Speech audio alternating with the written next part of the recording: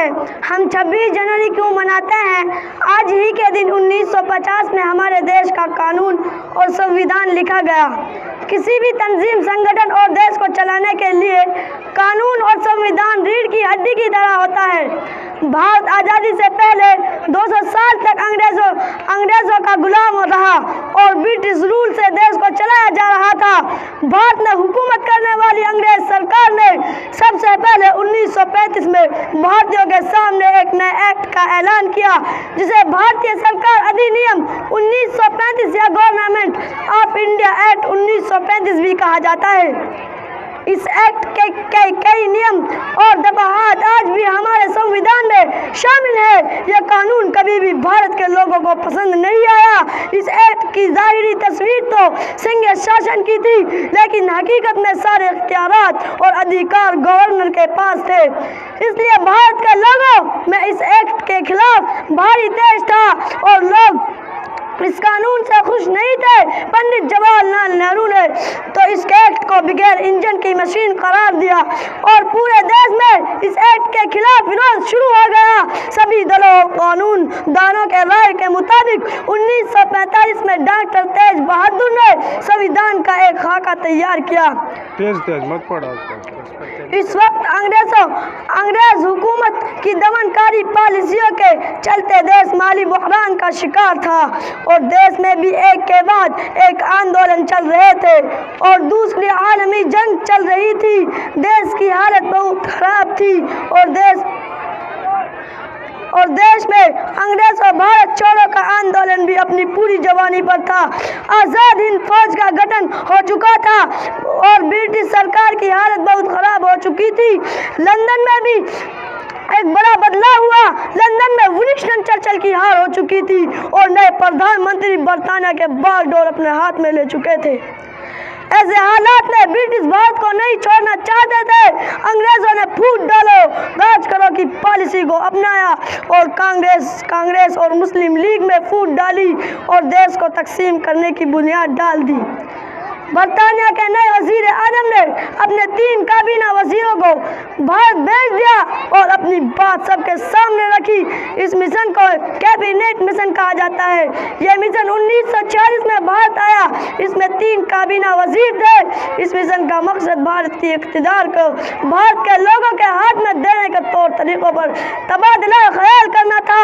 کابینہ مشن کی پہلی میٹنگ میں مولانا ابوالکلام آزاد، سردار ولبھ بھائی پٹیل، پنڈت جواہر لال نہرو، خان عبدالغفار خان، لیاقت علی خان، مسٹر محمد علی جناح، نواب اسماعیل خان، سردار نشتر نواب محمد حمید اللہ شامل تھے۔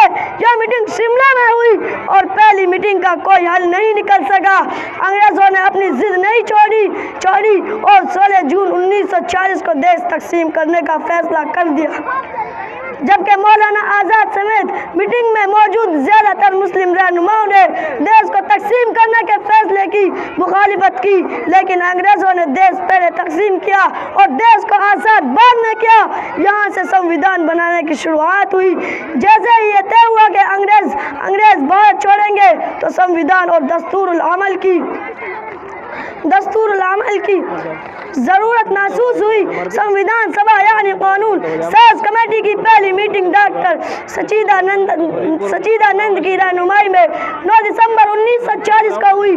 اس سبھا اور مجلس کا صدر جمہوریہ ڈاکٹر راجندر پرساد کو بنایا گیا۔ اس کے بعد 13 دسمبر 1940 کو سنویدھان اور قانون کی رف کاپی تیار کی گئی، جسے پنڈت جواہر لال نہرو نے سب کے سامنے پڑھ کر سنایا گیا۔ اس میں سب سے اہم بات یہ تھی کہ سبھی رجواڑوں کو ختم کیا جائے گا اور متحدہ بھارت اور اکھنڈ بھارت سبھی کو تسلیم کرنا ہوگا۔ 22 جنوری 1947 کو ساری مخالفتوں کے بعد اس پرستاؤ اور تجویز کو پاس کر دیا گیا۔ اگرچہ یہ بہت مشکل تجویز تھی، مگر سردار ولبھ بھائی پٹیل، مولانا ابوالکلام آزاد وغیرہ نے سبھی راجاؤں کو جمع کیا اور زیادہ تر راجاؤں نے کانگریس پارٹی کی حمایت کا اعلان کیا۔ 14 جولائی 1947 کو پنڈت جواہر لال نہرو نے قانون ساز کمیٹی اور سنویدھان سبھا میں راشٹریہ فلیگ کے طور پر ترنگے کو رکھنے کا مشورہ دیا۔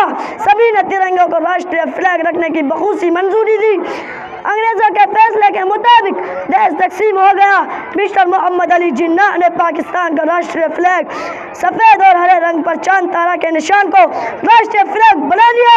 اتنے سنگھرشوں کے بعد 15 اگست 1940 کو دیش آزاد ہوا۔ 1947 کو دیش آزاد ہوا۔ دیش آزاد ہو گیا تھا مگر سنویدھان ابھی بھی پوری طرح تیار نہیں ہو سکا تھا۔ اتنی بڑی آبادی والے دیش کا قانون کو بنانے کے لیے ابھی اور وقت درکار تھا۔ جو قانون کا ڈھانچہ بنایا گیا تھا اسے بہت سارے لوگوں نے قبول نہیں کیا تھا۔ پھر ایک نئی کمیٹی تشکیل دی گئی جس میں تقریباً ہر علاقے کے لوگوں کو شامل کیا گیا، جس میں 379 لوگوں کو شامل کر پھر قانون لکھا گیا۔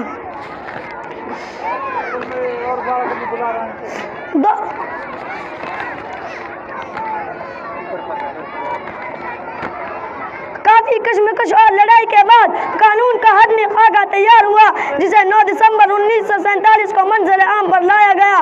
قانون کو لکھنے میں 2 سال 11 مہینہ اور 18 دن لگے، جس میں 114 دنوں تک آپسی بحث ہوئی اور 12 ادھیویشن بھی پاس ہوئے۔ 166 دن تک میٹنگیں کی گئی، عوام سے کئی مرتبہ مشورہ لیا گیا جس کے لیے اخبار اور پریس کا سہارا لیا گیا۔ اس طرح 284 لوگوں کے دستخط کے ساتھ بھارت کا قانون بن کر تیار ہو گیا۔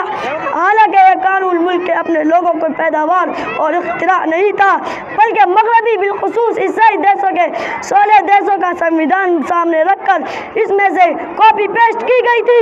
پھر بھی اسے ترتیب دینے میں تقریباً 3 سال لگ گئے اور 24 جنوری 1950 کو قانون کی کتاب تیار ہو گئی۔ یہ قانون اگرچہ شرعی قوانین سے بالکل مختلف ہے مگر دیش کا ہے۔ آج ہی کے دن یعنی 26 جنوری 1950 کو ایک سیکولر قانون کے ساتھ ہمارا بھارت دیش ایک جمہوری ملک بنا۔ اس لیے 26 جنوری کو ہم اور آپ اور پورا دیش شمال جمہوری گنتنتر دیوس کے طور پر مناتے ہیں اور اپنے شہدائے آزادی کو خراج عقیدت پیش کرتے ہیں۔ وآخر دعوانا الحمدللہ رب العالمین۔ السلام علیکم۔